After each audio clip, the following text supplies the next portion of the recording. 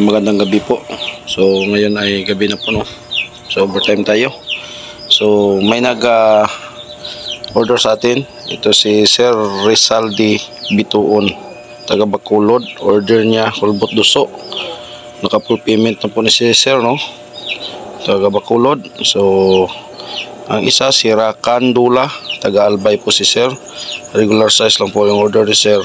Yung nilalagay natin sa may burner ng gasol.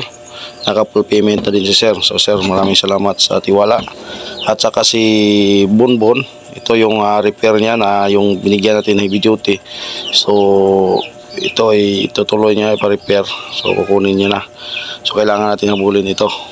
Tatlo. So yan, gagawa tayo. Nakaputol na tayo ng bagong chamber. Okay, gagawa natin to. May natapos tayong chamber, no. So ito, natapos na din natin yung burner natin. Ito yung semi heavy duty. Ito yung gagawin natin na hulbot duso, yung pasok labas na chamber. So ito ititispire natin bago natin siya lagyan ng patungan. So ito yung burner niya. Ito yung burner niya ay 24, 16. May 4 na piraso lagay tayo dito. Ito yung semi heavy duty. 4 dito, 8 dito. So ito yung hindi naman ako na din ito LPG mode, 24, 16. Wala nang 4 dito, 4, 8. So may diferensya siya, no. Ito ang diferensya niya, may 4 tayo nilagay dito na 2.5. Dito parehas lang, may kaibahan lang din dito na butas niya. So yan, titispire natin ito. So parehas lang po ang taas niya. Diferensya lang po sa butas at sukat ng butas dito sa may gitna. Yan. So ito yung panglagay natin dito.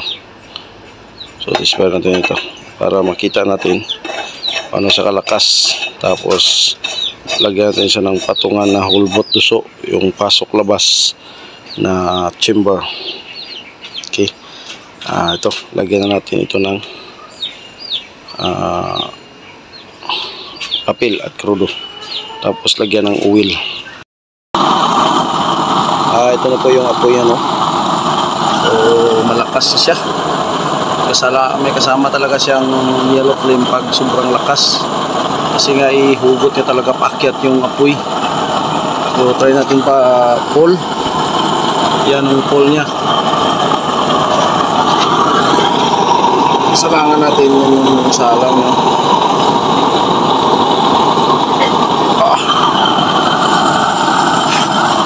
Try natin pa kalahati lang. So yan, kalahati lang. Salangan natin. Malakas pa rin, no. Off.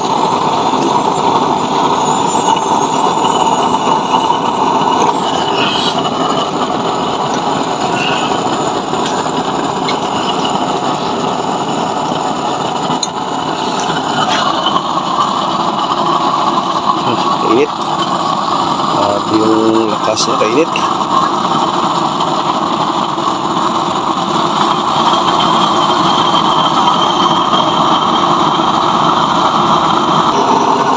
No.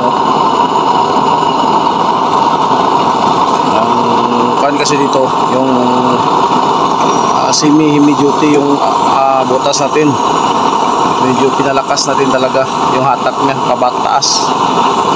So kailangan talaga natin palakasin. So medyo may dala siya konting yellow, no. So far malakas siya.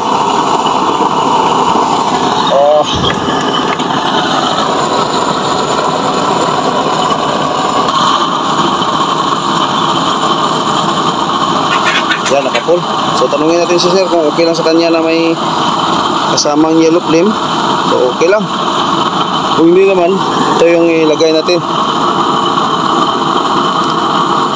Kunin na lang natin yung sa gitna.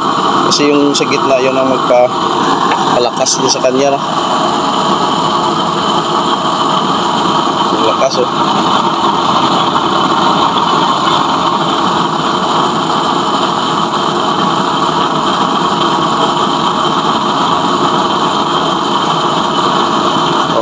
Thank you. Ito na po. Ito na po yung sa heavy duty natin. Ito yung order ni Sir Bitoon, taga Bacolod. So, shout out sa'yo, sir. Ari yung, ano na yung pan mo, burner chamber mo. So, ay, malakas yaw.